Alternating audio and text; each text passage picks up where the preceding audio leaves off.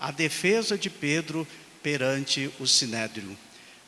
As acusações contra o apóstolo se devem à cura do aleijado lá na porta do templo.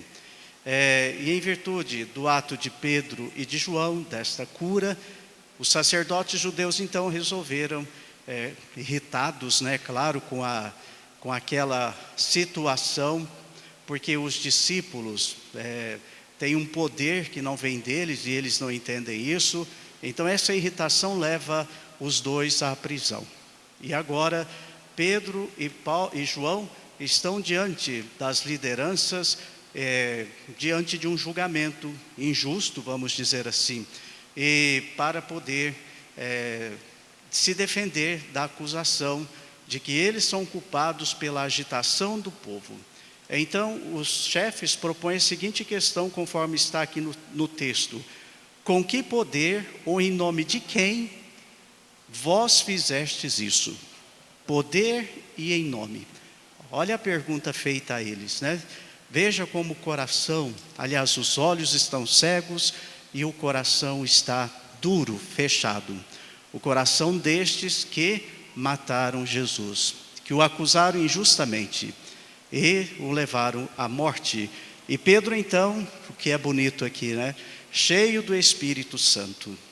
Pedro então, conduzido por Deus, inspirado por Deus, ele toma a palavra em sua defesa.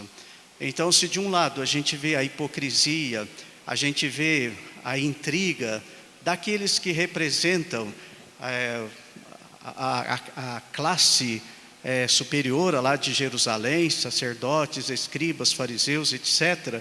De outro lado, nós temos o Pedro, movido pelo Espírito Santo. É a única defesa, é o único advogado que ele tem. E olha como se cumpre a palavra de Jesus. Vocês não fiquem preocupados, porque quando forem acusados, vocês terão um advogado, e ele falará tudo o que vocês precisam dizer. Então não se preocupe com a vossa defesa. Não é assim quando nós contratamos um advogado?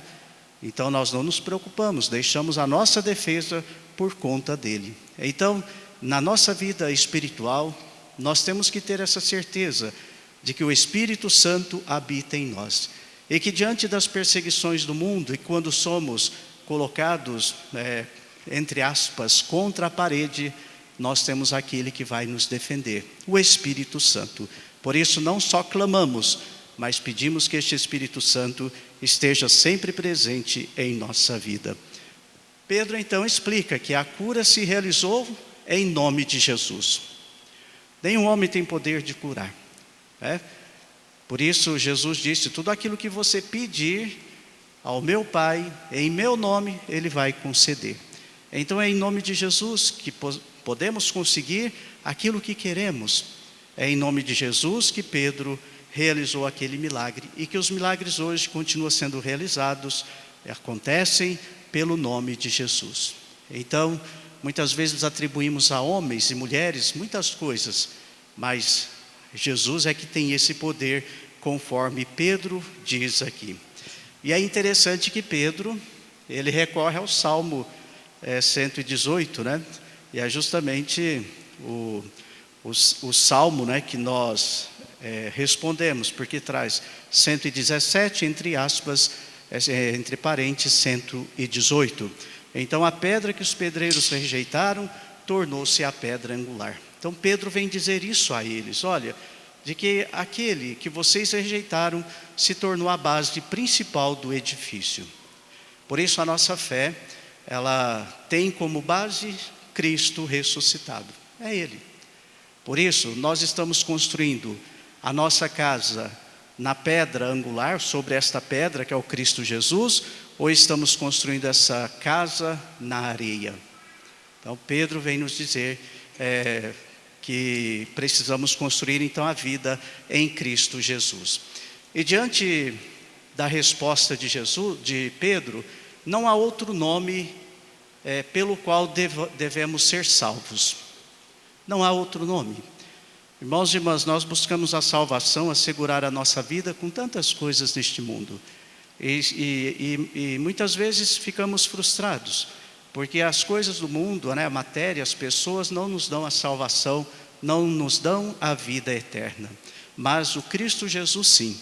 Então nele nós encontramos a vida eterna. Por isso, desprezar-se a Cristo, desprezar o Cristo, desprezar Jesus, é se condenar a uma vida sem comunhão com Ele, sem comunhão com o amor de Deus e, é claro, sem comunhão com as pessoas também. Imagina que vida é essa? Então, uma vida que perde completamente o sentido de viver. Então, não queiramos perder a comunhão, mas que a partir de hoje busquemos sempre essa comunhão com o Senhor, que jamais o rejeitemos da nossa vida, como estes aqui, por causa da ira, coração fechado, fechar o coração, não enxergar o Cristo, Filho de Deus, Senhor da história, e muito mais aquele que dá a vida eterna. Então, o ódio e a ira não podem fazer parte da nossa vida, como fizeram na vida destes que estavam acusando Pedro e João. Mas entender que o Evangelho é amor, é perdão, é misericórdia. Por isso estamos vivendo uma perfeita comunhão com o Senhor da vida que é Jesus. Então, não o rejeitemos.